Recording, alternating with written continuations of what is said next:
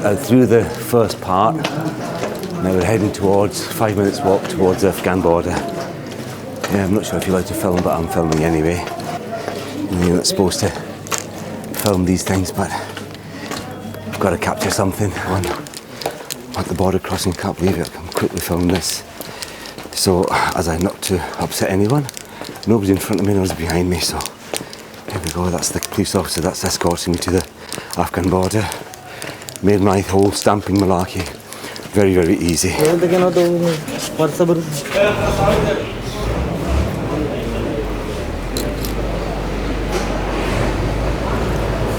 sitting at this final checkpoint. I think they'll ask me to sit down.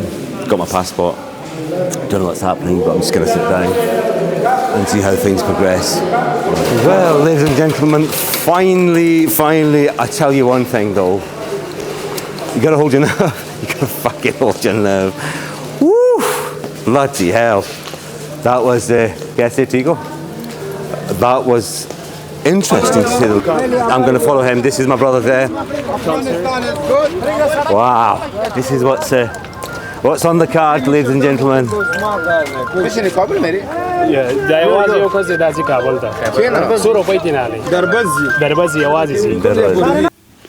Good morning. I am back in Pakistan. Thankfully, you're asking why. First, I want to apologise for that cheesy music outside. It's an apartment in Islamabad. I don't know why they play cheesy music. They play cheesy music and it's outside. Gosh, where do I start with this fucking story? Oh. So you know how I've been planning to go to Afghanistan for a long time, and I assumed from the bits I've read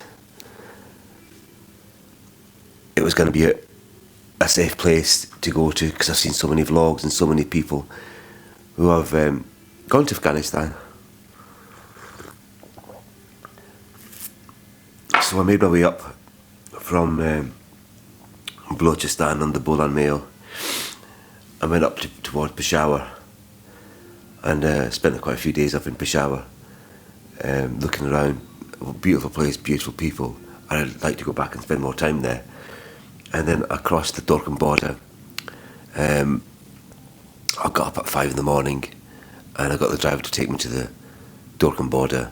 Right, boys and girls, we are finally here at the Dorking border. That's it over there. So we've just landed here. The man's dropped us off. He's buggered off. Brother, aapka naam kya bhai? Roshan Khan. Roshan Khan is going to guide me all the way to across the other side to the border into Afghanistan. Bless him. He's part of the police, and he says he's going to take me into the border and across the other side. Hopefully everything should work out fine. Once I got to the Dorking border, I was the way the driver dropped me off in front of a couple of police officers. They asked me to come and sit down. What are you doing here? Because it's quite unusual to see at that border. Quite unusual at that time. A foreigner crossing that border. So they escorted me all the way through, jumping many a queue. People just staring at me thinking, why is this guy getting special treatment? I don't know, whatever they was thinking. They go, oh, fuck, to be honest. I was just so excited to go and get to Afghanistan.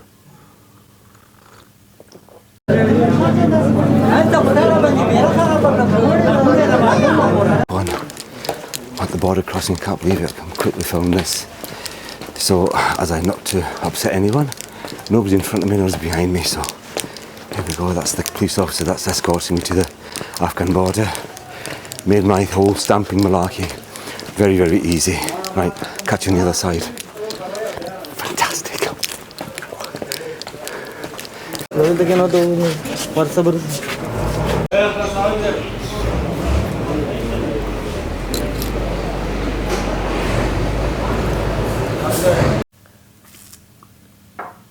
So I got to the front of the Afghan border gate, in Dorking.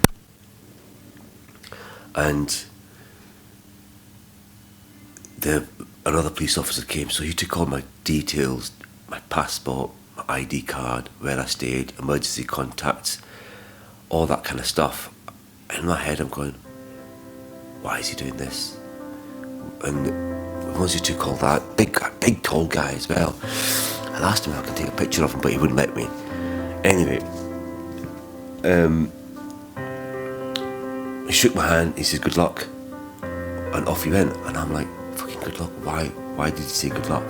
Do you know that you're hypersensitive already because you're going into Afghanistan, you're excited, you don't know what to expect. Anyway, I stepped into Afghanistan through the border. I proceeded to get checked multiple times. Lovely, I can't fault the Dorking people, the Dorking Afghanistan police and the army there. They were exceptionally good, super friendly, very proficient in seeing me getting all the paperwork done. Sorry about that. And they gave me this card with a stamp on it, for a foreigner. It was like a foreign travel card. So and it had my picture on it, so you had to show that. If you got stopped by the Taliban, you just show them that, I was told, and they will let you go. And my passport was stamped, and I went into Afghanistan. Met two lovely young guys at the Dorking border who were Afghanis, really excited to see me because they knew I was filming, and I couldn't film at the border actually. Well, technically you're not supposed to film it. Your man filmed. Gosh. Oh my goodness, that was something else. Right, but through the first part, now we're heading towards 5 minutes walk towards the Afghan border. Yeah, I'm not sure if you're allowed to film, but I'm filming anyway. Just to sort of capture that whole scenario down there. Might not be a brilliant picture, but I'm trying to be discreet. You're not supposed to film these things, but I've got to capture something.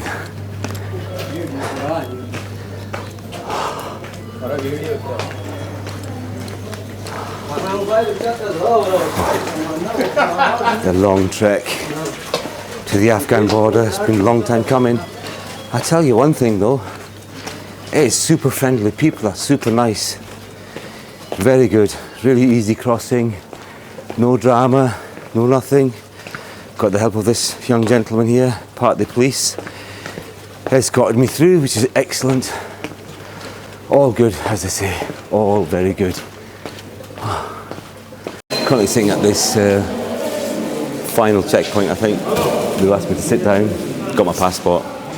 Don't know what's happening, but I'm just going to sit down and see how things progress. Right.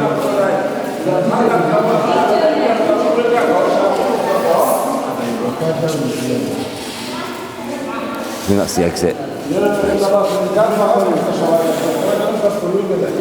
ये पानी है मेरे पास.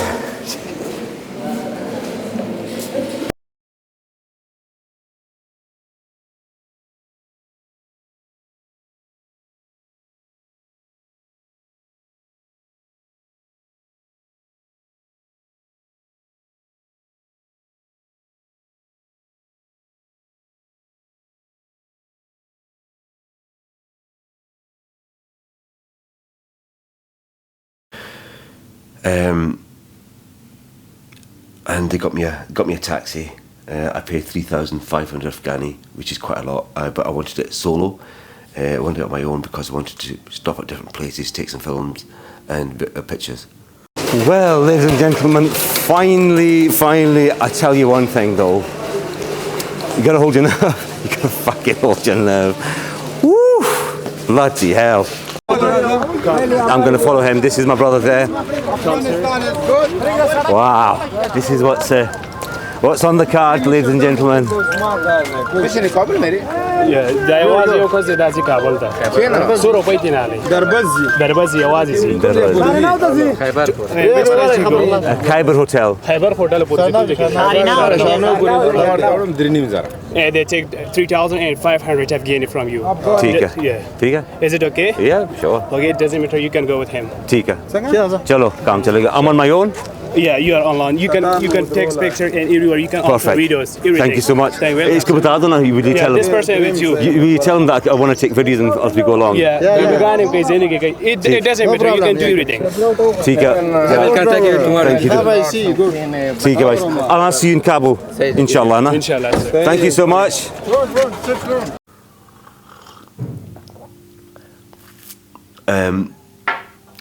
Between the Turkmen border and Kabul, I think I got stopped maybe, I don't know, 20, 21 times, roughly but between 19 and 21 times. Every place I got stopped, pulled over, I was asked multiple questions, checked my passport, checked my visa, checked I showed them the card, assuming it was going to be okay. They were a bit suspicious, because especially seeing this camera equipment. Look, I have no camera equipment. I have this. I've got a Sony 9000 FDR, the same thing that Ben from a backpacker Ben and Bald and Bankrupt use. Like that's the camera I use, and I've got a tiny miniature light next to it. Nothing else. Like that's my camera equipment allegedly, right? On a stick. But they were still very suspicious. Anyway. Taliban, are you? Taliban. That's the first Taliban. I just met my first Taliban. Super friendly, even though I had my camera on. Got to the hotel, the Khyber Hotel. Really nice people. I definitely think if you go to Kabul, honestly, forget any other hotel. Just go to the Khyber. They're so well rehearsed in catering for international foreign tourists. They understand the needs of a foreigner. They've got filtered water on tap on every single floor. They've got beautiful rooftop garden which has got views of all over Kabul, which is amazing. What the fuck is that? CSO, can you tell me a little bit about your hotel, please? Where it is, location, Aberdeen. First, welcome to you, sir. Welcome to our hotel. And the location is it's in Sharno, it's city center of Kabul. The hotel name is Khyber Hotel. We are like there's lots of restaurants near. And what type of guests do you have in this hotel? We have international guests, and also we have Afghani guests are coming here from different states. What an incredible little place this has been. What a beautiful hotel this is. Look at it, all in the background, look. All there in the background. The mountains and the people up there. Wow. So, where was I?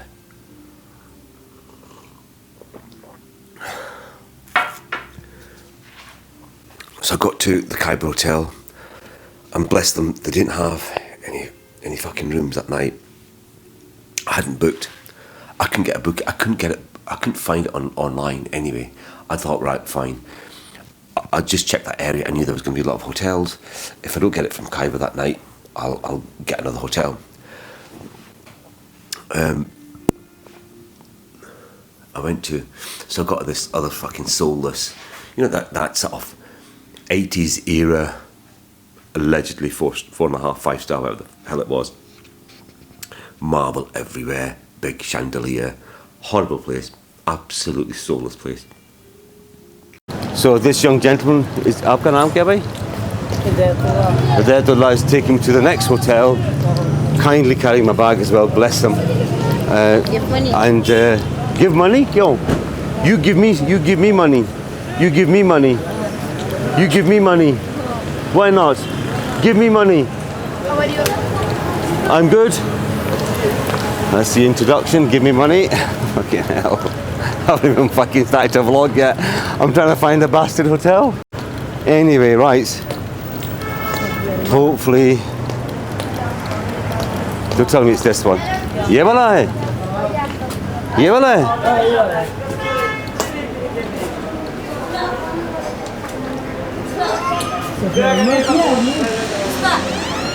Oh, here we go.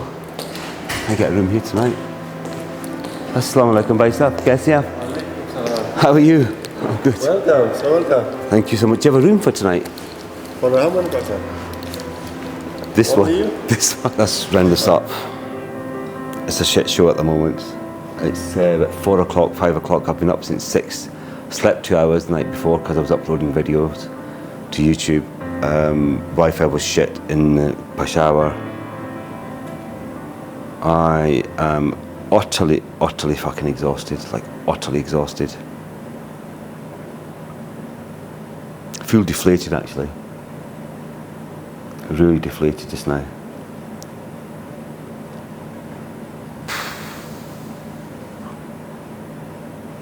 Right, I'm going to pick myself up later on. Let me get this Wi-Fi situation sorted out because I can't do anything without Wi-Fi. And that room they've offered me is stinking. Anyway, right, let's see what happens. Yeah. Got my room. Got the first room full of dampness. Refused to take it. Got another room, semi-okay. I thought, you know, it's for one night, just take it. I was knackered. I was just wanted some sleep, rest, and I just want to hit the ground running the next day. So that evening, I went out into Kabul.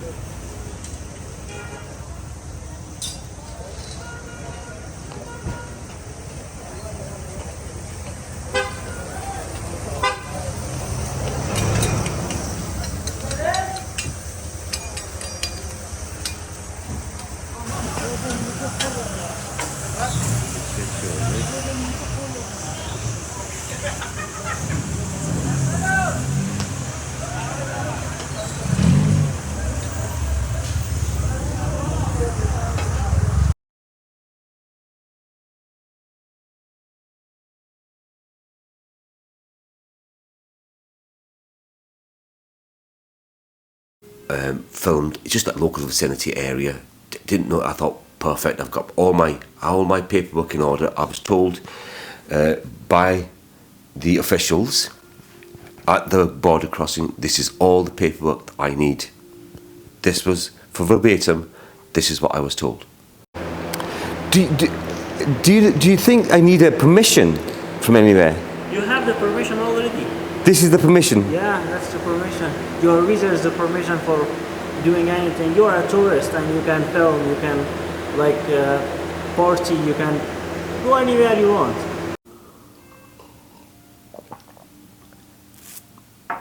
The next morning, I was up quite early. I thought, you know, I just want to see Kabul when it's quiet because Kabul's the main big city and it's super busy. I got up for 5:30 out the door with my camera, and I'm going down, literally down the street, a normal street where there's a park on the left-hand side, and I'm walking down the shops, and there's this beautiful bakery. I'm filming. Went into the bakery, had a little chat with the guys, and blah blah blah blah blah blah blah. And I kept walking down, and then as I was walking down, I thought he was a security guard, and he stood up and he shouted at me to come over. And I kind of looked at him and I thought, is he a security guard? Well, he had a big fucking machine gun on him anyway. Most people have machine guns in Kabul, so you get used to it very quickly. And he says, turn the camera off, turn the camera off. I'm like, no, who are you? I says, I've got my paperwork, I don't need to turn the camera off. Refused to turn the camera off. Anyway, the conversation continued and it got more aggressive. He got more aggressive. And then when he said the word Taliban, I'm like, shit. Okay, so quickly turned the camera off. He says, why are you filming? I explained to him what's going on. I'm a vlogger. I'm trying to create some nice videos of your city, of the people, the food, the culture, everything else. He says, where's your paperwork? Showed him my paperwork. He says, where's the paperwork? I'm like, mate, that's all the paperwork they gave me. He says, no. You need paper for the camera. I says, I was told this is all I need.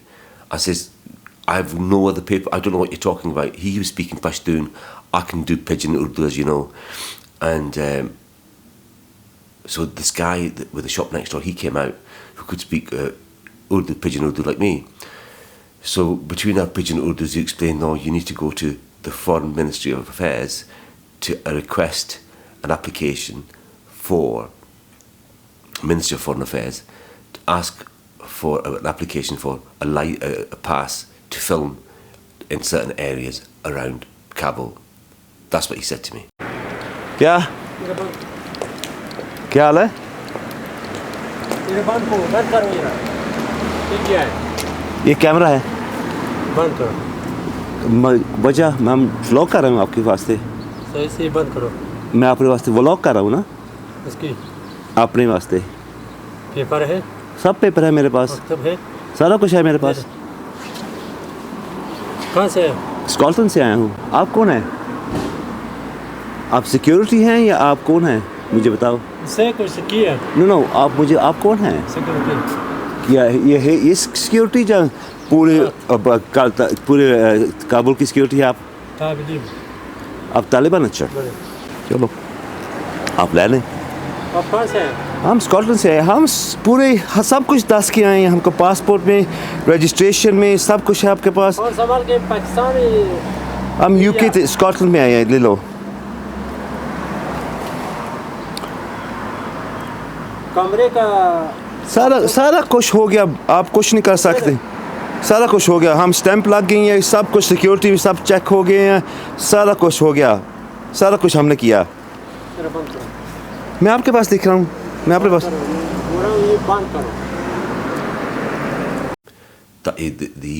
The Taliban, the irate Taliban with a machine gun now at this fucking point, called his commander down. The commander, he woke up his fucking commander. This is before 6 o'clock in the morning. So his commander comes down, fucking blue-eyed, a bit angry because he got woken up. Some tourist, dumb tourist, doesn't know what the fuck's going on. And so the commander, he was actually a nice guy, to be honest with you. He was a Taliban, and he says, "Look, you can't film. You can't film in anywhere in Kabul without this license, this pass, this certificate to say you've got to go to the Ministry of Foreign Affairs, request a certificate, and they have to put the name of your camera down so they know that this camera and you have got permission to film. That's it." I said, "Okay, I'll go and get that then." So I proceeded to apologise. I said, "I didn't know. I'm abiding by your rules. All the rules that you've given, I've abided by them. I assumed I was told by your embassy, by your people, that this is all I was required. I'm only going by what they tell me." He says, "No, you need to go to the Ministry of Foreign Affairs, get the certificate, the pass, to say this is what you need." Jesus fucking Christ.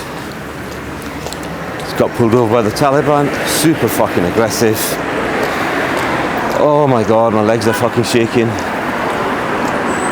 He wasn't gonna call his commander down. Fucking, I'm like, what the fuck is going on? A commander? What the fuck am I gonna talk to a commander about? Started losing his shit at me. Apparently, I can't fucking vlog. I have to get a pass paper that says I'm allowed to vlog. Wherever I go, I've got to show this paper. To be honest, that's more fucking hassle than it's worth. I mean, I've literally walked less than a kilometre and I've been in the centre of Kabul and I've been pumped, absolutely fucking pumped with this debacle of legislation or whatever the hell it is. I assumed my card gave me full foreign, a foreign card gave me authorization to vlog and walk around and film. Clearly not. Fuck, I mean, talk about a shit show. Now, stay with me about this point. It only fucking escalates from here. So I go back to the hotel and I explained to the guy at the reception. He spoke really good English. And he says, from my understanding, he says, you have all the paperwork that you need. You do not require anything else.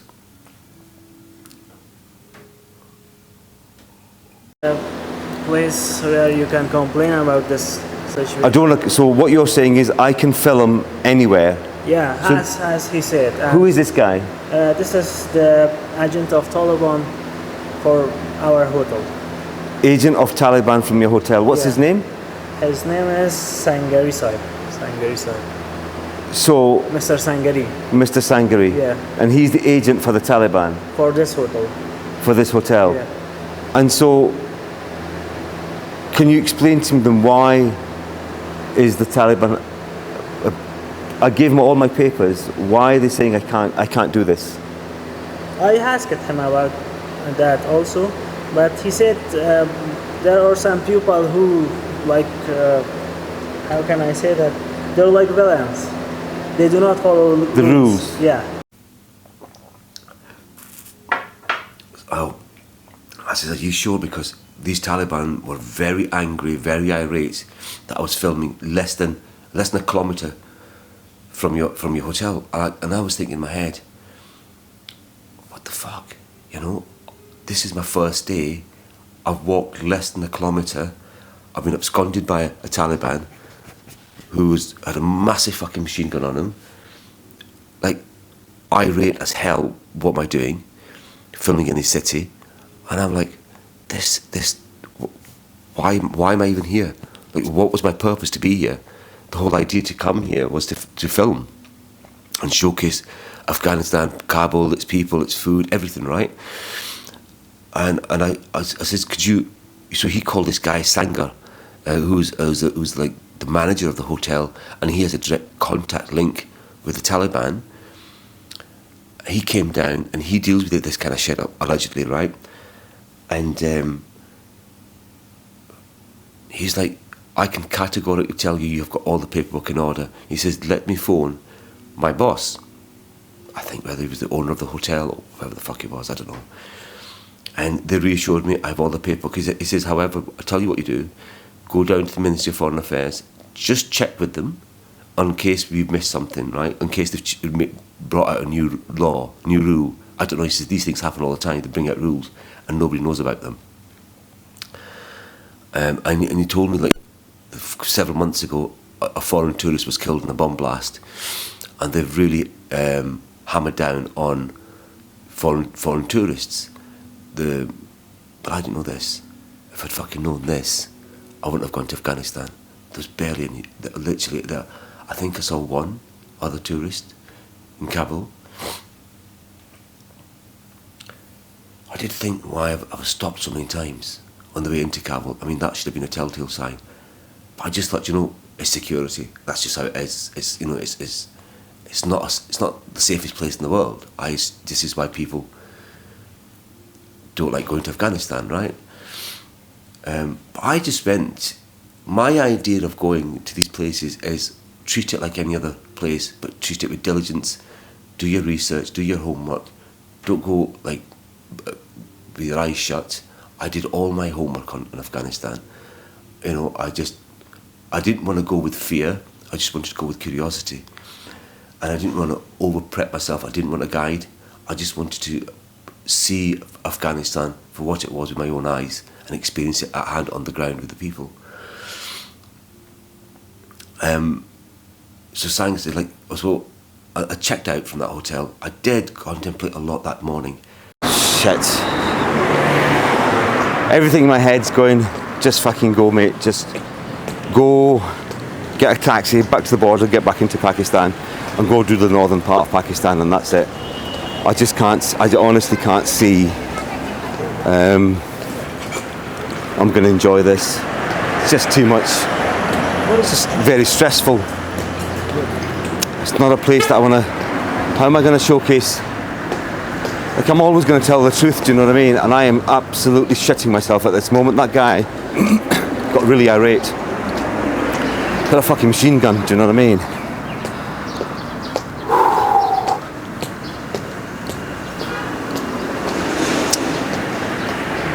I want to figure this out. Like, everything's telling me to get the fuck out of here. It makes no sense. Makes no sense. Anyway, I will let me reevaluate this.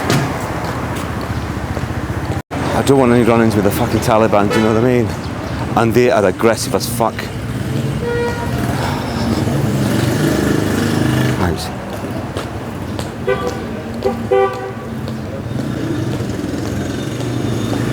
Don't know what to do, to be honest. Two minds. Don't know if I should jump ship and go back, just head back to the border. I can't be dealing with this fucking stress. I mean, the camera's on me. I'm not even showing the camera around. Like, if I can't even fucking do this, what is the purpose of being here? Like, do you know what I mean?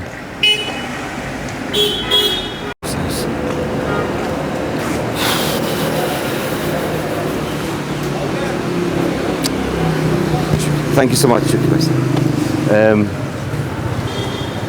People are nice, but the fucking Taliban are aggressive. I don't know what to do.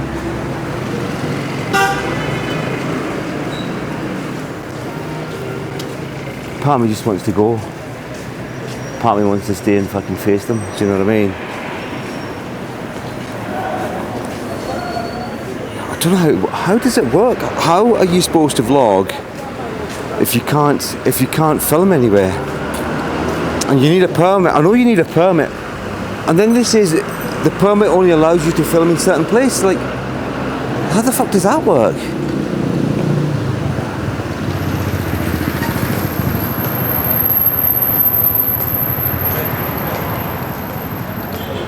Do I waste more time and energy here trying to capture stuff? And I'm giving you my best experience, do you know what I mean? And this is my experience, and I can't tell lies. I'm not gonna. I can only tell you what I see. The city's lovely, the people are lovely, but it's I'm conflicted.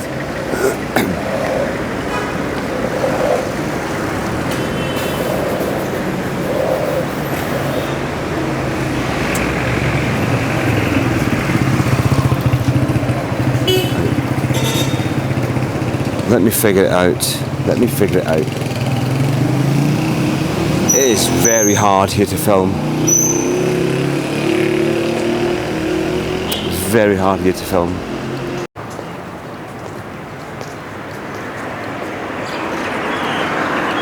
That was, honest to God, that was as close to, like, do you know what I mean? I'm like, first asking, who are you? Because I thought it was just a regular security guard, because he was sitting on the floor with his fucking machine gun, you know?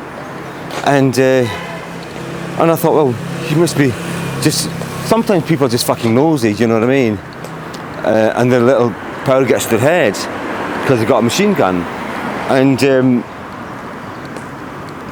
then I says, well, why are you asking me these questions? Look, I've got a passport, it's been stamped, I've got an embassy, I've got the visa, I've got the foreign tourist card. Why are you hassling me? You explain to me why you're hassling me. If you don't want me in your country, tell me to leave and I'll go. You tell me to leave and I'll go. And they got really aggressive. And I was like, mate, why are you being aggressive? I'm a guest in your country. Why are you being aggressive to me? What have I done? You know, it was like, Jesus Christ. Anyway, let me come to this lovely hotel and see what this is about and if they can offer me another room. Oh my God. So I spent quite a lot of money on the visa. I think it cost about $130. I reckon I paid about 38,000 rupees, Pakistan rupees. And then, I apologise for that air conditioning, but it's getting really hot in here.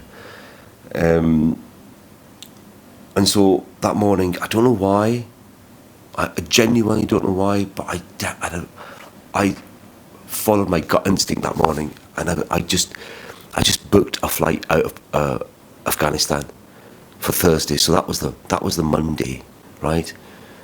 And that was my first flight I could get out. I reckon I paid about $230 for the flight, something like that. Places like this, you've got nobody really to talk to, and unless you're on the ground, you're the only person that can make that decision at that point. And I honestly think you've got to follow your gut instinct. You will understand as I tell the story continues. So I booked the flight, and I thought, great. Like I just felt, even those 3 or 4 days, I thought, right, I'm going to get this permission and I'm going to try to vlog as much as I can. 4 days in Kabul is going to be enough. I was going to go right round Afghanistan. I didn't appreciate it, those places were so far away. Like the Buddha monument was like 14 hours away. The Blue Mosque was like 10-hour drive from Kabul. All those places, like Afghanistan is fucking huge. It's absolutely massive. And I thought, right, I just want to taste a bit of Kabul and its people and its culture, get myself a little bit comfortable with a lot of Taliban being around, getting stared at, and then come back the next time and do a second series even better, right? Go all around Afghanistan. That was my plan in my head. You know, you just, sometimes when you go to these areas, you got to test them out. You know, there's no point saying I'm going to be there for a week, 2 weeks, or 10 days. You might not last that long. You just got to go with it and follow your gut instinct, however that works out. So I booked my flight. I knew I was leaving on Thursday, 2 o'clock, from Kabul airport. I did think, driving back through to the Torkham border, I was informed that's the most dangerous road in Afghanistan. I can understand why. The taxi driver that took me from Torkham to Kabul, like, the 4th time he nearly killed us, I lost my fucking shit in the car with him. And I, in no uncertain terms, says, if I've got to tell you to drive slow, to drive carefully one more time, I'm getting out the cab. You're not going to get paid, and I will take a different taxi. He says, try me one more time. I says, this is your last chance. $50 to them is a lot of money, right? And like, I says, you might not value your life, I value my life. He overtook on a hairpin, overtaking a truck, and another car was coming the opposite direction, overtaking on a hairpin. We fucking nearly crashed and died. Anyway, I was leaving as I backtrack. So I left the hotel, went over to the Khyber hotel, checked myself in. I told the guy, listen, hold my bag, because they said, look, come the next day, we'll give you a nice room. Khyber hotel, honestly, staff, the owners are fucking really, really nice people. They know how to deal with foreign people. They're so helpful, so bloody helpful. So they said, okay, you need to go to the Ministry of Foreign Affairs and request for this, whatever this pass is. In my head, I thought, okay, Ministry of Foreign Affairs is probably some block of apartments, or block of flats, or block of offices, downtown Kabul. I'll go in, it'll be a receptionist going to take my name and a number, she'll sit me down, I'll just wait for somebody to come out, it's a rubber stamp, who are you, what are you doing here, I'll show my who I am, bits and pieces, I'll get stamped, give me a piece of paper, bosh, I'm done. I might just stay another night here and go and explore the city, but I need to get this fucking paper, wherever this paper place is.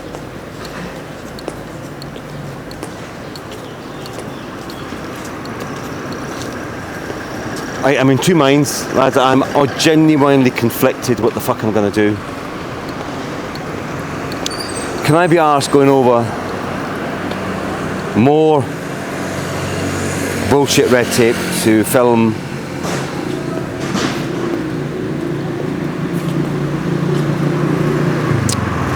like I'm going to be restricted to what I can film here. That is for sure, I can tell you that for nothing. It's one of those places where you can't just willy-nilly film anywhere. I do want to go and see the markets, show you bits of this wonderful city, but I do not want another run-in. I do not want another run-in with the Taliban. There's just two different rules here. Let me have a think. If I'm in a taxi heading back to the Torkham border, you know, I've just jumped. Too much hassle.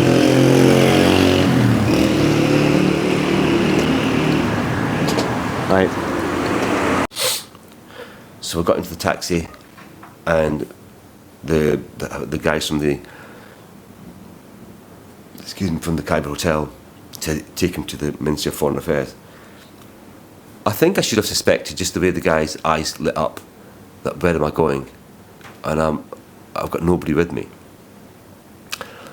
Now at this point, while I was in the taxi, I didn't check my phone, but the guy from the last hotel that I left, the owner, the Sangha, the guy, he texted me a message, says, "You're not going alone, are you? ? You should take an interpreter. ... I never read the message. I got to where this Ministry of Foreign Affairs place was, highly militarised area.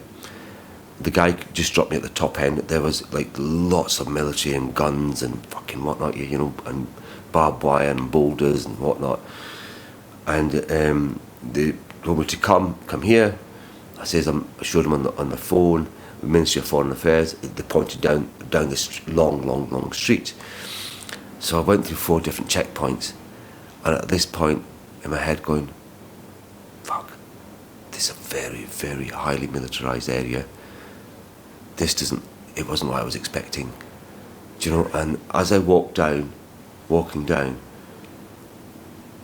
there was a bunch of like the containers. There was small containers, like the 12 by 12 containers, lots of them with windows and stuff like that, dotted on the right hand side, white coloured ones, and lots of military presence and a lot of Taliban and military with guns looking at me and staring at me.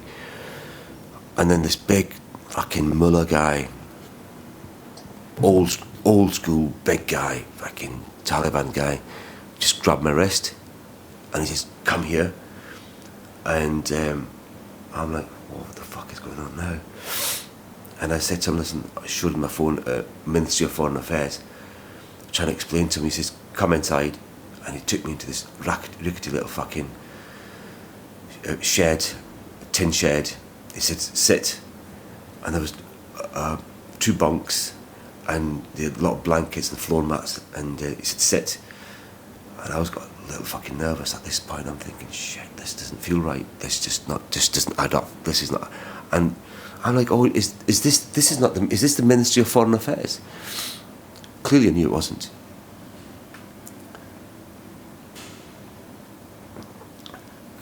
And it's the passport. And I showed him my passport. So this guy's fucking looking at my passport upside down. He clearly couldn't fucking read. No idea what the fuck he was looking at. And I turned the passport around and he said, "Look, embassy stamp." I gave him the card. It says that I'm a tourist, I'm a guest in your country, speaking my pidgin Urdu. Couldn't understand he was speaking Pashtun. He got another two army guys came in with machine guns, stood at the door, and I'm going, what the fuck? He's on the blower, speaking in Pashtun, right? And he says, "Come." So I came outside, and a couple of guys were standing outside with traditional attire. I explained to them, listen, I need to go to the Ministry of Foreign Affairs to get a pass so I can use my camera. And because I had all my equipment with me, you know, I had my camera with me, I had my phone, I had my bag with all my chargers and stuff and all that nonsense, and everything on me. And you trying to explain to him, so the big old dude, he's on his phone. I don't know what he was saying. So a few minutes later, he get me to go back in. I says, "I'm not going back in." I says to the 2 guys, "Tell them I'm not going back in. I'm claustrophobic. I'm too scared now." I says, and he's scaring me. I says, "I haven't done anything, and I don't want to go back in." He says to me, "Sit outside." And so the seat outside, blazing sun, sit outside. So I sat there, and I'm waiting, and it just didn't feel right. And I says, "Look, okay, it's finished. I'm just going back. I'm going to go back." I started to walk back, and the mullah fucking just grabs me, shoves me down in the seat. He says, "Sit." At this point, I thought, right, fuck, I am in a shitload of trouble now. Like, I just felt I'm in a shitload of trouble. I thought, he's not letting me leave now. He suspects something. So a Taliban guy came on a motorbike. I was told by the 2 guys interpreting that there's a yellow lines, turn left in there, that's the Ministry of Foreign Affairs. going there. But this guy on the motorbike said, sit on the motorbike. I said, where are we going? He says, sit. Sat in the back of the motorbike, and we drove the opposite direction of the Ministry of Foreign Affairs. We drove out into Kabul city. I don't know where the fuck we were going. We went into an even more intensified, highly military zone. As we entered there, I knew at that point I'm in a shit fucking load of trouble. I just knew I shouldn't be there. I knew I shouldn't be seeing this with my eyes. It was intense. It was so heavily armed, guarded. Fuck knows what I was doing there. I got off the bike, took me into this small holding area, and then it proceeded to take me into this room, which was like an interrogation room. Told me to sit down on the floor, so there's a lot of blankets and mats on the floor,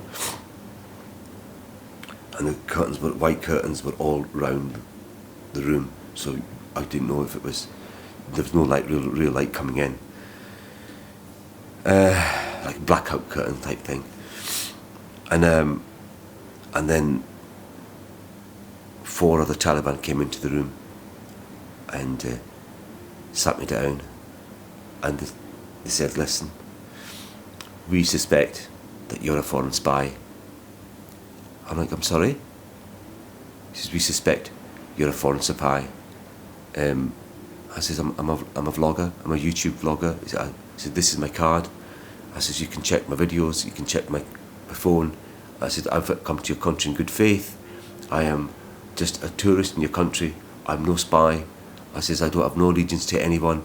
I says, I haven't even come with a guide. I just wanted to come and experience your culture as I see it. I'm no spy. And he says, right, give me all your equipment, everything, and I mean everything. They took everything, like fucking even my glasses. And he said, look, if we find anything on you that suspects that you are a foreign spy, you're going downstairs. He says, downstairs we've also got a vlogger, he said, a YouTuber. He claimed to be a YouTuber. We found out he was a foreign spy. He's been downstairs for nearly 3 months. He says, we've got many people downstairs for up to nearly 2 years. My arse fell at this point. I was absolutely fucking panicking in my head. I just thought, Jesus Christ, I genuinely didn't think I was going to come out alive in this place. Honest to Christ, I thought, I'm done for. Like, this is it. Even if they don't find anything, they're going to make up something. I know for a fact that's how this is going to work out. And so there's 4 guys, 2 very highly armed people standing inside the room, 2 Taliban, and the guy who dropped me off on the motorbike was in the room as well. And they proceeded to ask me a ton of fucking questions, over and over. My entire fucking history, who I am, where I was born, my parents, my grandparents. Well, I didn't have a clue about my grandparents. I told them we came from India, and my mum's from Amritsar, my dad's from Gurdaspur, that's where they were born, that's where my grandparents were from. And excuse me. And the interrogation got intense and more intense. As I was saying, so I had to be super careful how I answered these questions. Like, my life depended on every single answer. And when I was handing all my stuff over to them, like, they asked me to count I had dollars, I had Afghanis, I had Pakistan rupees on me, and they made me count every single note out, make sure we know how much there is. And I'm like, okay, so I didn't know what was going on at this point.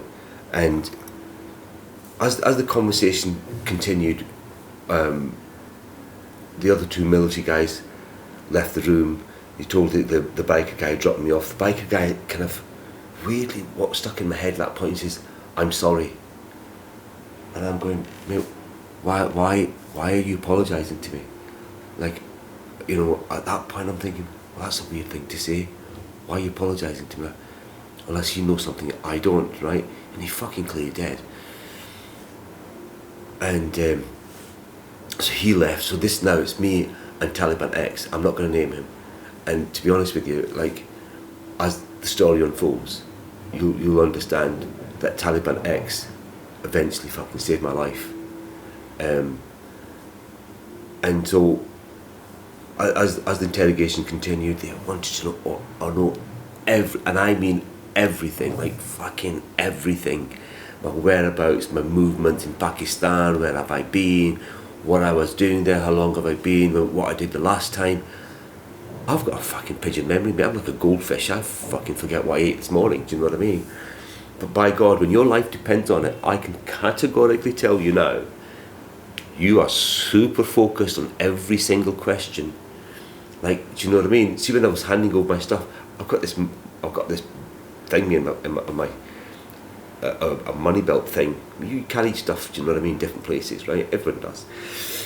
And I was like, oh, I says, I've got money here as well, you know. And like, he says, when I say everything, give me everything you've got on you, everything, apart from your clothes. Give me everything. They took literally fucking everything, right? Conversation continues, interrogation continues, and I'm like, okay, so in my head, my best case scenario was I'm going to go do prison. Worst case scenario, they're going to kill me. I genuinely, I swear to God, that's what I thought my two options were going to be at this point. And I thought, right, I stayed weirdly, in those situations, there's two things: you're gonna fucking panic, have a complete breakdown, or stay calm. Just fucking stay calm and be diligent. And if you've got nothing to hide, like I've got nothing to hide. And I thought, well, do the best you can with the questions and give them the honest answer you can give them. Like, just be straight with them. And the conversations continued, the questioning continued, and we started talking about different things. I mean, the guy, Taliban X, was super intelligent. He spoke 7 languages. He was imprisoned 22 years. At his own admission, he said they called me a terrorist. 22 years I spent in the Western European jails. 22 years.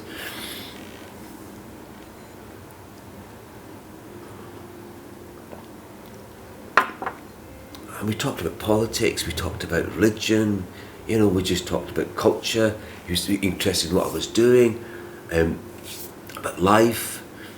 Weird how these conversations just ebbed and flowed, like, you know, and through that he was asking me questions, you know, and I reckon maybe to see if I was a spy, I would, you know, make a mistake. And I started, you know, in some weird way, I was thinking, I quite like you. Like, he was a nice guy. I think if it wasn't for that, in those circumstances, like, that's the kind of guy I would like to hang out with, who spoke so many languages. He was well rehearsed in culture. You know, really intelligent guy. I had a lot to talk about. But he was venomously angry with the West, venomously angry with Pakistan.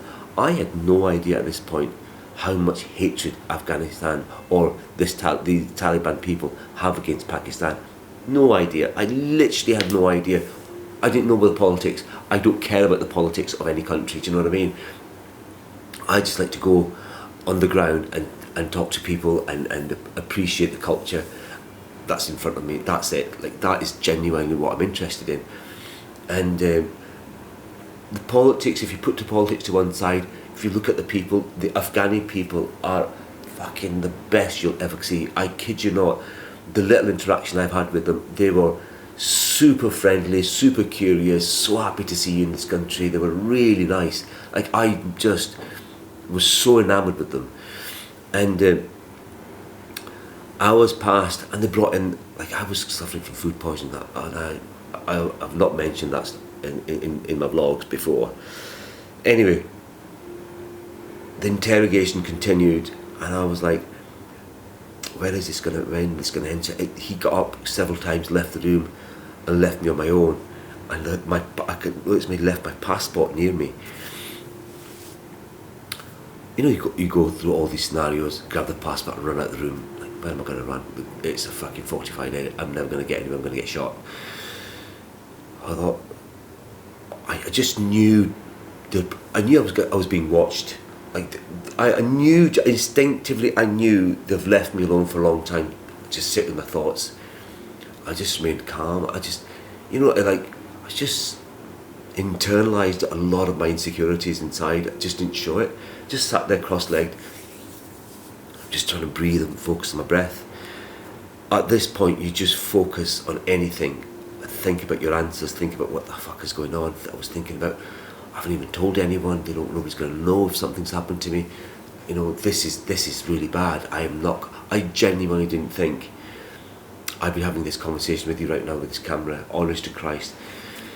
He came back in again and he says, "Are you hungry?" I says, "No." Anyway, they brought some sort of takeaway thing fit in a polystyrene, white polystyrene. I says, "I'm sorry, I don't want to eat."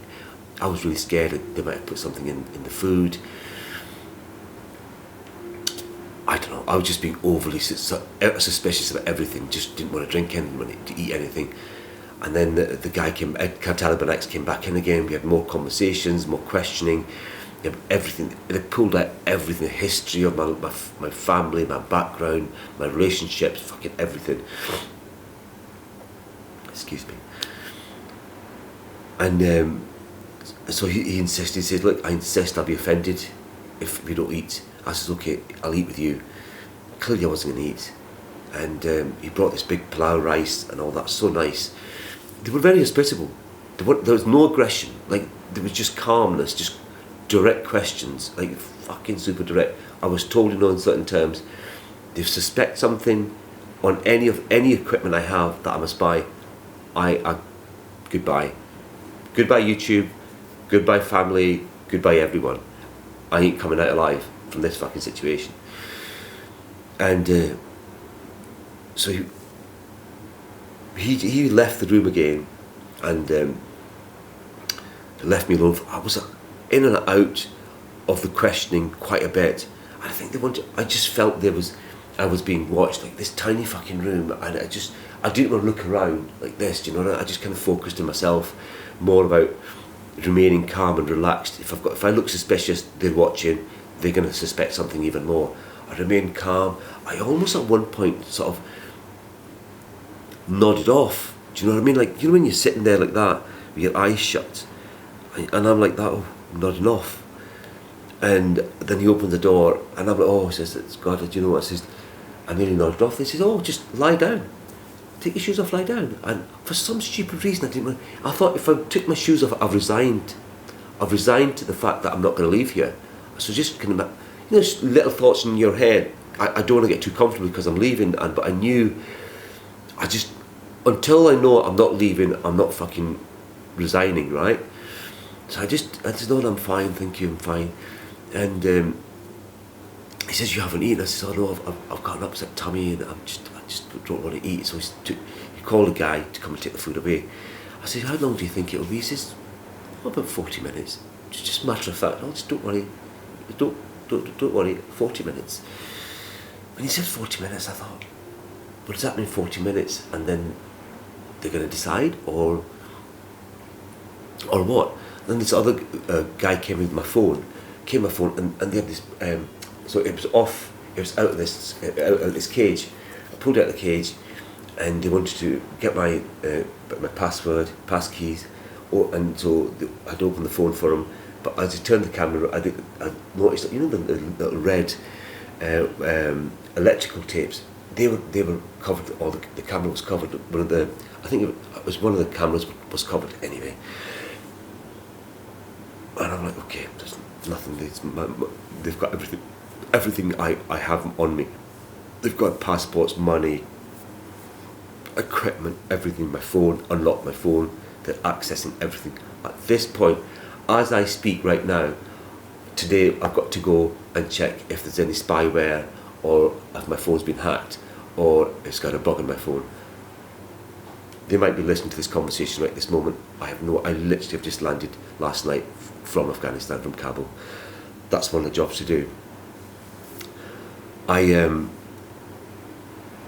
So I gave my passcode, he went off, and so him and I were chatting a little bit more.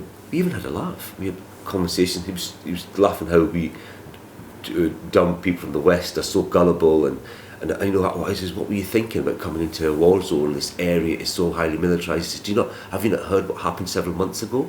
Like the foreign tourist who got blown up or killed? And I says, no, I said, I don't listen to the news. I says, there's nothing but bad news. It's never good news on the news. It's always somebody's died, somebody's getting killed, or political points of, throughout the world. Like we talked about Palestine, the situation that's going on there, the injustice of what's happening there. And I think through those conversations and my responses and how I held myself, I genuinely thought, he had some sort of understanding that I wasn't a spy. Like, I genuinely was just a curious, dumb tourist who's got himself into a situation where I said, you can see, have a look on my phone. I've even written down, I was meant to go and see the Ministry of Foreign Affairs to get this pass for vlogging the camera. That's why I wanted to get permission so I can showcase your country. Oh. So so he comes back in again. Several other people came in and out. I don't know why, they just came in and out. Asked a few questions, went back out again. I don't know who they were, why they were coming and asking me certain questions. But I know Taliban X had these, I noticed his little military, it wasn't boots, they were shoes, military shoes he had on, like, these khaki coloured ones. And you could, at the bottom of the curtain, I just looked at the bottom of the curtain, I could just see, I knew if it was him who was coming in. And I felt a bit relieved it was him, because he could speak English, I could speak Urdu. And the other ones were quite aggressive.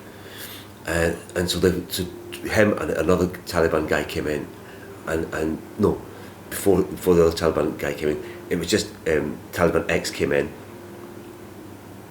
and he says, I want to tell you, he says, you are free to go. I'm like, what? He says, you're free to go. He says, I'm going to be honest with you. He said, my superior commander, he said, he insisted that you went downstairs and we'll deal with him. We'll deal with you later. That's what he said. He says, I have given him my word that you're not going to be any problem, that you're not a suspect, through the conversations we've had for the last 5 or 6 hours, how you've answered your questions, what you've said to me, you've satisfied me. He says, I've questioned so many people. He says, that's why those people are downstairs serving their time downstairs. He says, I know when somebody's lying.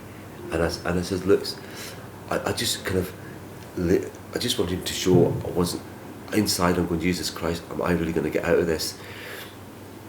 I just kind of didn't want to jump out of the room or I kind of leaned back into the wall and I told you, I said, I'm just a dumb tourist. He goes, no, you're not a dumb tourist. He says, you're just somebody you shouldn't have come here. That boy who brought you here, he says, we will deal with him later. And that the other Taliban guy, the big guy, who suspected that you were a spy, this is a very highly militarized zone. He says, do you know where you are? I says, I have no idea. This is the Taliban intelligence agency. You are in the Taliban intelligence agency. And I'm like, okay. I says, so what does that mean then? He says, right, this is what's going to happen. And then this other Taliban guy came in, and at this point, Taliban X, he says, listen, do you know that you can be kidnapped?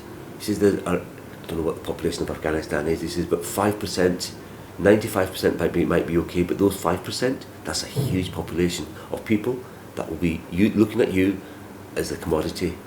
They will take you, they'll kidnap you, they'll take you and hold you for ransom, or they'll kill you. He says, so you need to be very, very careful where you go, what you do, or how you present yourself. He says, not everyone in Afghanistan is nice. He says, I'm telling you this. He says, you need to be very, very careful where you go and what you do. He says, this is my number. He says, and he signed it and he put his number down. He says, if anything happens, somebody kidnaps you or somebody stops you or hassles you, tell them to phone this number. And he signed it. And I'm like, okay. And he just tore a bit of paper and folded it up. And I says, see, when I'm leaving, do I tear this up? And when I'm leaving Afghanistan, I'll just get rid of the number. He says, yep, just get rid of the number. And I was at this point thinking, okay, I think I'm going to get out of this. And so the second Taliban guy was standing, tall guy. He had a traditional outfit on, with a cap up, with one of those caps on like that. I remember he's got these black things around his eyes, very piercing, very black, dark, short beard though. And he had done time in Guantanamo Bay. He spent 15 years there. You know, in some ways, like, how do you? I mean, that's gonna fuck up with your head anyway. Like spending that length of time in prison. I don't know what they did, what they hadn't done. They never told me. I never asked. I didn't want to know too many. I didn't ask too many questions. Makes me a liability. And he just said, this brother spent 15 years in Guantanamo Bay. I says, oh my God.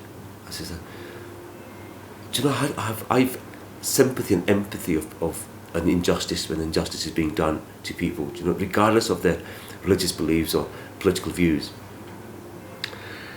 And so he says, we're going to explain to you what's going to happen. He says, where you are, he says, to this interaction, he says, we are the Taliban. He says, your life has been saved by the Taliban. He says, my senior commander was telling me to take you downstairs. I have vowed for you. I gave him my word that you are not a spy, and you are just to release me and let him go. He says, because of our interaction for the last 5 or 6 hours. And I remember saying this, I said, Bison, my life was in your hands. I said, what could I have done? All I can say is thank you. And my life literally was in his hands. And this Taliban X saved my fucking life. Literally saved my life. And he says, what's going to happen now? We're going to put a hood over your head. I says, but first, they brought all the equipment, my equipment in. They got me to count all the money out. He knew exactly. I said, I don't know what I had. He says, oh, don't worry, I know exactly what you had. Count the dollars. He says, you had this amount of dollars. He made me check everything. Nothing was missing. And so I put it all together, all my shit together. And he says, we're going to put a hood over your head, and then we're going to put you in a car, and then we're going to drive. I was like, okay, what do you do? And it's the most weird feeling, this black hood literally going over your head, and it's pitch black, you can't fucking see a thing. And I was like, oh, I can't really see where I'm walking because there was obstacles, and the door had a little edge thing, I tripped over that. I didn't know where the fuck I was going. And so the second Taliban guy just moved the black hood out, so I could see down at my shoes a little bit, and so we proceeded to get out this building, whatever the fuck it was, down some stairs, and they put me in the back of the car. There's second Taliban guy sat in the back of the car with me. And Taliban X was driving. I could hear his voice. It was the same guy who had been interrogate me for whatever time it was.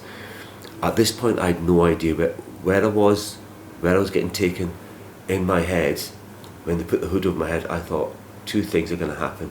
Either I'm genuinely going to release me, or honestly, I thought, in my head, I thought they're going to take me to another fucking room with this little camera like this and make an example of me, take your man's head off. That was the two thoughts in my head at this point. I thought, right, whatever happens, I've got no control in the situation right now. Whatever happens, happens, and that's it. Put me in this back of this car, and at great speed, just lots of stops and like speed bumps. Got out the military. I could hear the street noises now, the hustle and bustle of the streets. And we drove, I don't know, 20 minutes, 25 minutes, I don't know fucking how long it was. And the second Taliban said, "Have you got your number? Have you given him the number?" In his broken English, "You got the number?" I says, "Yeah, I've got the number." I says, "Thank you for the number." And you know, weirdly, while I'm speaking to you, I just remembered that before, when he told me that you can leave, we can drop you off. I said, "Oh, you know, I don't know why, but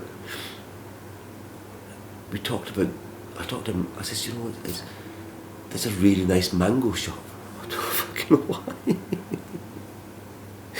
And I was like, I said, you know, maybe we could hang out, have a mango juice together. I think I was delirious at this point.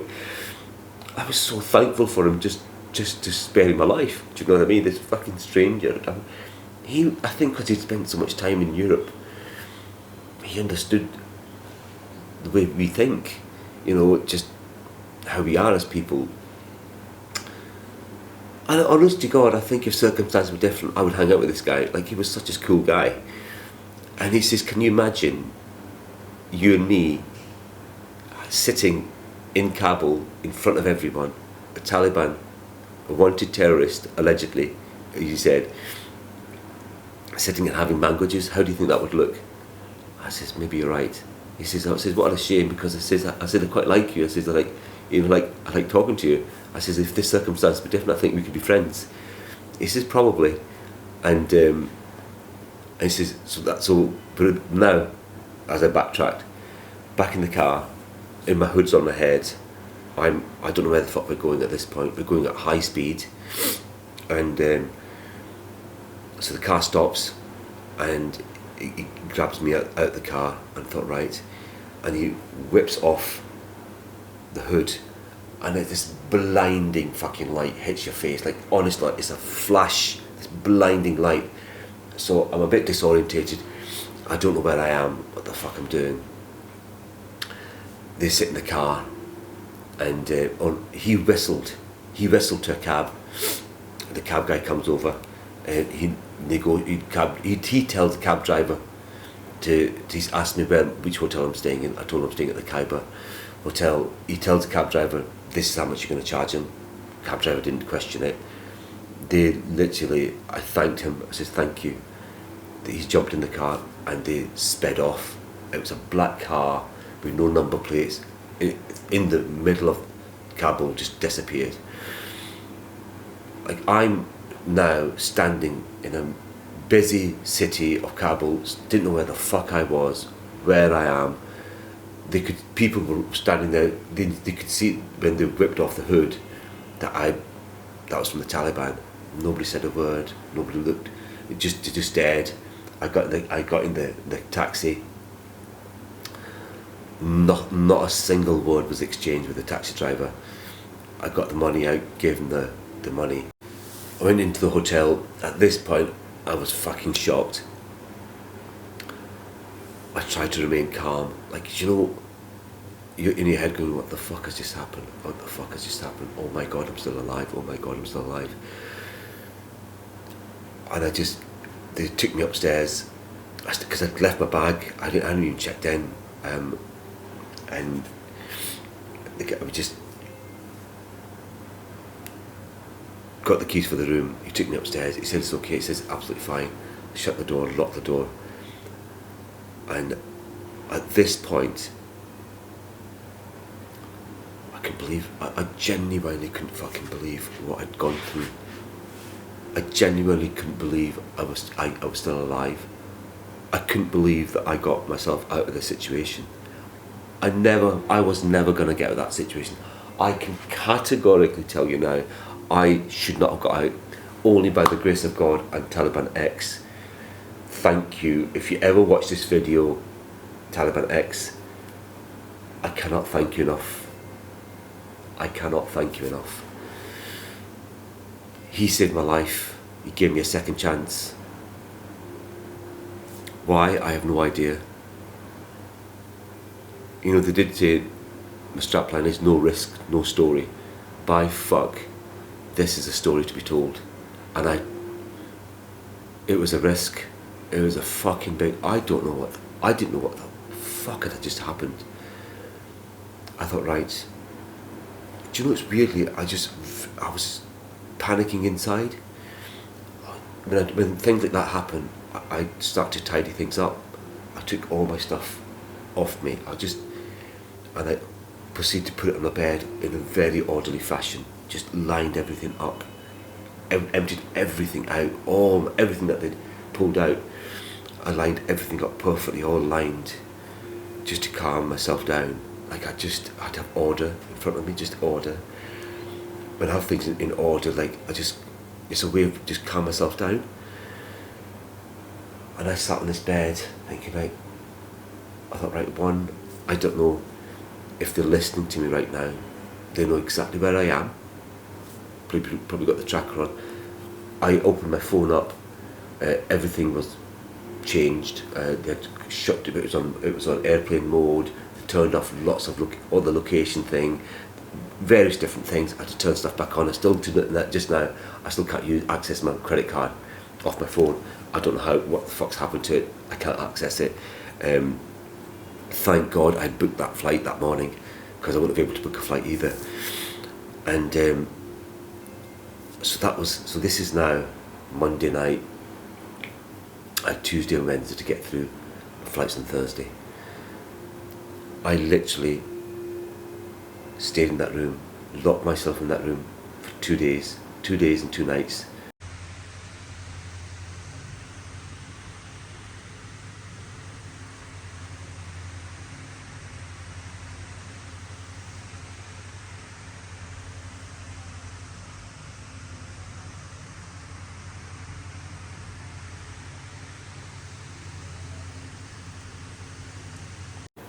Didn't go out to eat. I had water. I had filtered water. I could walk down the hall. There's bottles of filtered water. They had given me 2 bottles of water, so I refilled them. There was tea bags and 2 cups and a kettle and a flask thing where you can pour your tea in and it'll keep warm. I stayed in 2 days in that room, drinking hot tea and water. Didn't fucking get out and leave that room. I went downstairs one day because my only entertainment was I was watching a lot of YouTube videos. There was no way to do any work because the Wi-Fi speed was really bad. Watched a lot of Bald and Bankrupt and Beard Meats food podcasts. They kept me going for 40 hours. Just to distract myself. And I thought, if they're listening in on my phone or watching anything suspicious, I just have to remain calm. They'll know where I am. And that one on the Tuesday late in the evening, as I came downstairs just to say, look, the Wi-Fi's not working, there was a big fucking Taliban dude sitting on the sofa. And I'm going, what the fuck is he doing on the sofa? Why is he even in this fucking hotel? And I just didn't say anything to him. And the guy says, oh, it's crashed again, we'll sort it out. So I went back upstairs, locked the door shut. At this point, I had a fan in my room.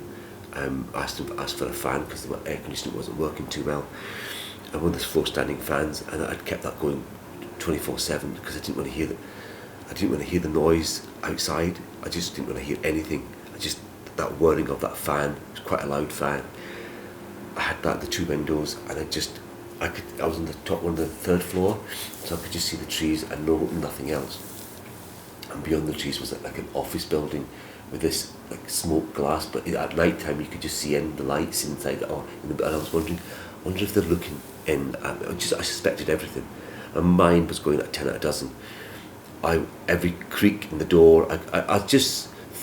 I felt at any point if they can listen to my conversations they've probably released me to see if they can catch me out if I'm a spy or not. And so so there's a couple of people I stay in touch with when I travel, and they know my whereabouts, and I didn't want to tell them anything. I didn't want to talk about this until I was back in Pakistan. I just thought if I started to talk about this what happened, they could say something negative, and then I could have a repercussion. Sorry, that could have a negative impact on me. I didn't want to jeopardize any opportunity at all of getting out of Pakistan, getting out of Afghanistan. I genuinely thought at any given moment they could break down the fucking door, grab me in the middle of the night, because the Taliban X might have saved my life, but who else saw me coming in? They could pass the word out to whoever it is. He's at the Kabul hotel, room 301. Go and get him. He's a perfect ransom. Do you know what I mean? Anything like that could have happened. I literally didn't sleep for 2 days. Couldn't sleep, panicking, knots in my stomach, panic every creak, alert, highly fucking sensitive, trying to keep myself mind busy watching YouTube videos and just having small generic chit chat. Didn't say much. They knew something was going on. The people I stayed in touch with knew there was something not right, and I've learned a lot of lessons through this. A lot of lessons. One, I need to have a word. So I sent one of the people I stayed in touch with was one of my nephews. Excuse me. And one of the people I stay in touch with is one of my nephews. I call him a nephew, but he's like a brother to me. And he's a big supporter of this channel as well. And I sent him a message on WhatsApp. I said, if you don't, I'm getting on this flight on Thursday. These are my flight details. If I don't answer the call, my flight lands at 13:30 in Islamabad on Thursday. If I don't answer the call by 4 o'clock, contact the British Embassy. And I deleted the message for myself, and then deleted that thing. You have deleted your message. I deleted that as well. I sent that to him. He phoned me at 2 a.m. when he got this message. I says, be careful what you say. And he says, are you okay? I says, yep, I'm okay. And I put the phone down. And that's all I had. That's all the conversation I had with him. And my other cousin who was in Pakistan as a lawyer, I just sent him my details because he always wants to know exactly where I am, where I'm staying, location, everything. Because his arm stretches quite wide throughout Pakistan. He knows a lot of people, and so I always sent him my location and whereabouts I am. He suspected there was something not right. He just knew. We had this conversation last night. He said, I knew there was, so I didn't want to ask too many questions. I just knew by the way your messages were that there was something not right. And he said, I didn't want to jeopardize your safety if he's a lawyer. Anyway, those 2 days in my hotel room are probably the longest 2 days of my fucking life. Huge amount of self-reflection, a huge amount of learnings. Would I go back to Afghanistan? Absolutely, without a shadow of a doubt. I would actually contact Taliban X and get his safety, get his thumbs up saying you're safe to come back to this country, and get his protection, because I think, from my interaction with the Taliban, they were they were super nice. I have been treated worse by the police in the UK, hands down, fucking hands down. They were respectful, they were kind, they asked questions, they suspected me, they didn't wrong me. That Taliban ex saved my life, gave me a second chance. I've got nothing against him. Would I go back to Afghanistan? Absolutely. By his blessing, I will come back. If he says, yeah, you can, I will go back. By his protection, 100%, and showcase that country for what it stands for. But not anytime soon. This has been the most horrific experience of my life.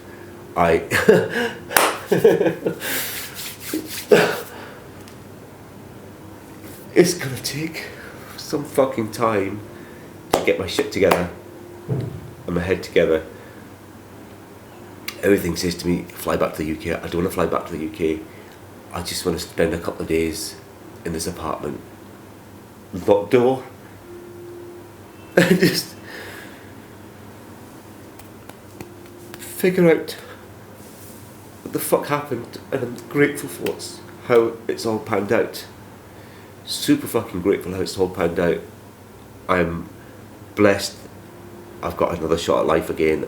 I've got my freedom back. I still want to tell stories. Nothing's going to stop me from doing the job I do, because I love this. I love what I do. I love YouTubing. I love interacting with people. I'm sorry.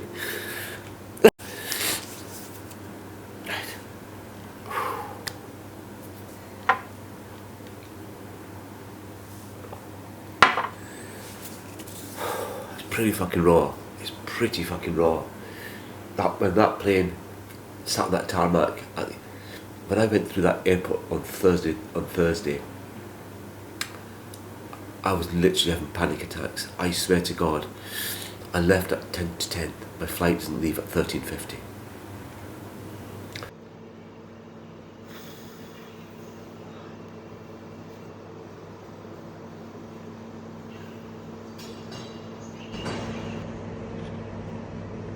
It's not over yet.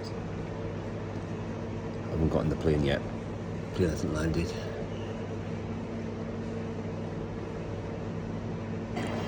Toughest couple of days of my life.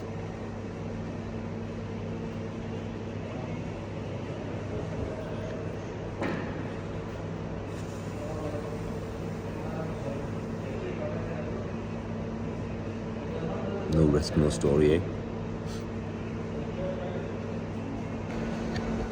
I will breathe a sigh of relief once that plane takes off.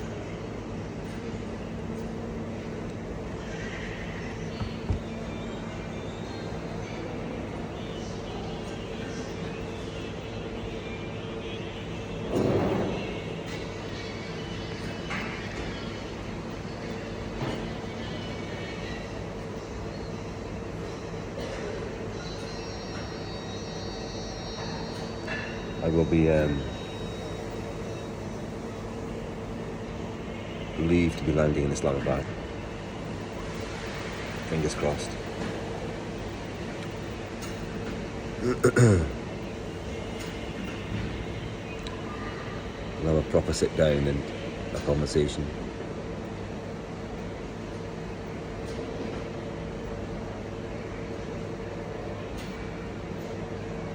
Shaking me to the core, this has. Absolutely shaking me to the fucking core.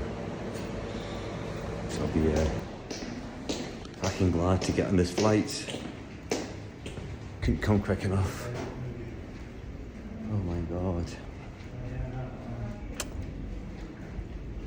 Glad when it takes off.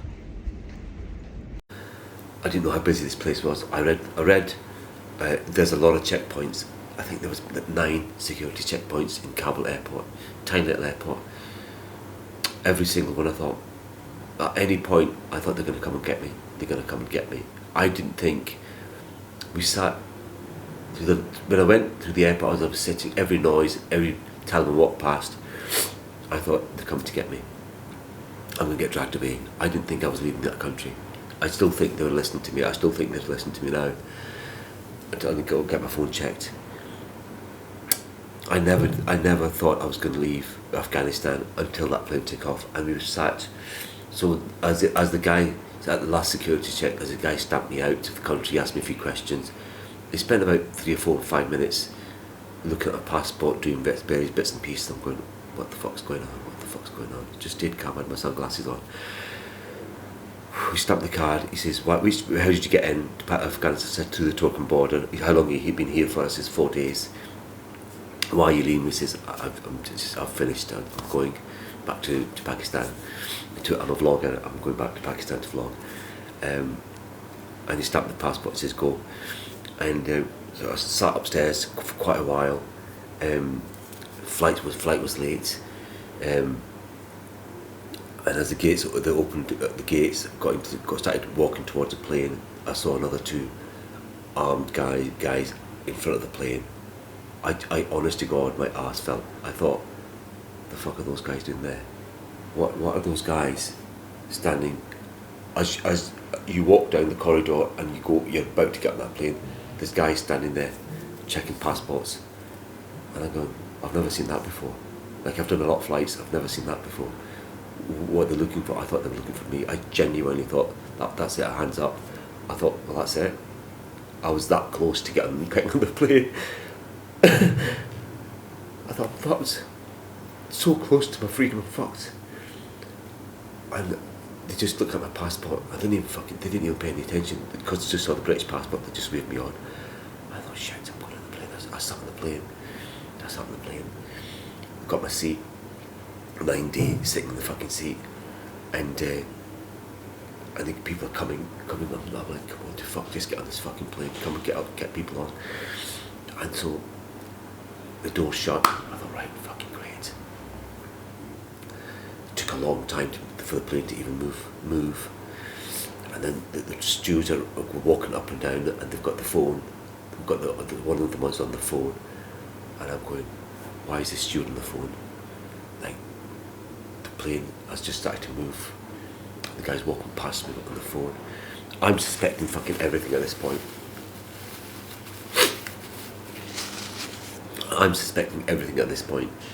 And so the plane moves it, and we're steadily going, like, to get a position to take off, and it sits on the tarmac for an incredible fucking long time. And all this point I'm going, I bet the Taliban are telling them to turn the plane round, or you're not taking off.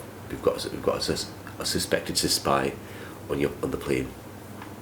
Like, dude, they control the whole country. They can do whatever the fuck they want to do, plane or no plane. As the plane took off, I thought, like, okay.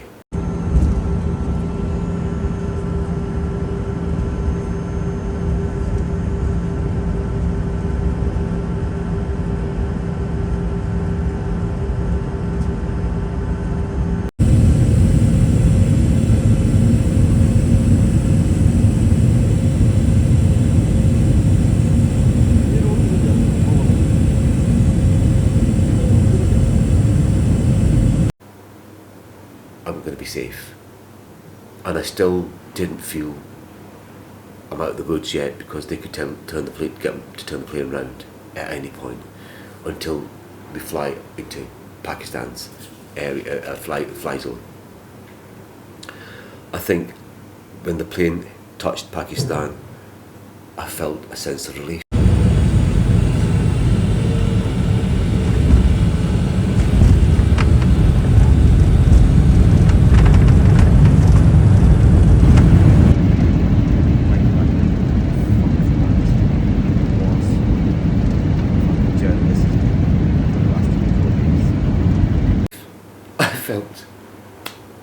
Thank God I'm back. I felt like I was at home. I was in the safety of Pakistan. Oh my God, the sense of fucking relief. God, I'm so sorry. The sense of relief that I was safe. So I booked an Airbnb. I called my guy Khalil. The guy who dropped me off to Peshawar. It's a lovely, lovely guy. He came pick me up from the airport. Just wanted a familiar face, and I said, look, take me to this Airbnb at F6 district. I thought on paper it looked fantastic. Went to the Airbnb, the place was a fucking shithole, and it was at this point was the last thing on my fucking mind. It was like, oh my god, I just wanted to shut the door and hide myself away from everyone. And I just fucking lost it with this guy, like fucking lost it with the owner. He was super nice, he gave my money back. I was like, used his Wi-Fi, booked another Airbnb. And then, so at this point, the second Airbnb was the E11 district, so we've got to now head back from the Islamabad to F6. It's quite a distance, and then from the F6 we're heading back to the airport, towards the airport, E11 district. And I couldn't contact the guy, and I was like, so even though I confirmed booking, I was trying to get one again, say, listen, I'll be about 20 minutes, half an hour, I'm on my way. Couldn't get through to the guy, and then Khalil's car breaks down. I'm like, are you fucking kidding me? Are you fucking kidding me? Can't get any worse. That's my cab, broken down. The last Airbnb place I went to was a shithole. Cancelled that, booked a new one, and can't get contact with the Airbnb host, and my cab has broken down. Can get better, can't it? So we're about, I don't know, 10-15 minutes away from the apartment. This is getting late at night now. This is now, I don't know, 7 o'clock, 7:30, 8, I don't know. Anyway, so me and Khalil, bless him, he came with me, we jumped another taxi, we left his car, I don't know, the car just died, and we couldn't get it started, it just died. But before we left the first shitty Airbnb, I saw the samosa stand. I've been to the samosa stand before. I hadn't eaten for 2 days. I was absolutely fucking famished. Oh my god, they were the best samosas I've ever had in my life. Got some samosas and then put some pakoras. So me and Khalil were munching on the samosas and pakoras, and we were heading towards the second Airbnb, and then the fucking car breaks down. And I'm like, what is happening, world? God, why are you doing this to me? Do you know what I mean? Like, I just want to get a fucking apartment, lock the door, and that's it. And thank God Khalil said, look, let's just get to the apartment and we'll figure it out. Like, you paid for it, there's no point not going to the apartment. Let's recap.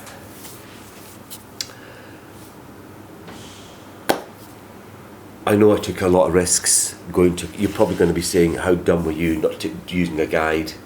You should have done X, Y and Z, shoulda, woulda, could have. You know, I wanna take calculated risks while I'm vlogging. I want to vlog. I'm always going to be honest. I want to make honest films for my subscribers and for my creativity and my art. I like to think that I'm an honest vlogger.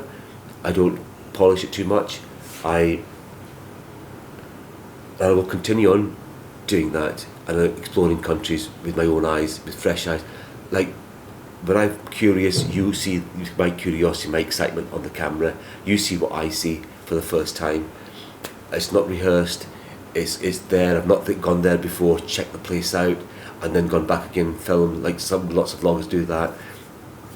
It's always with fresh eyes, and you get my reaction like anybody else would react in those situations. I want to keep vlogging in the best of my ability. So yeah, there's a lot of learnings there that I've had.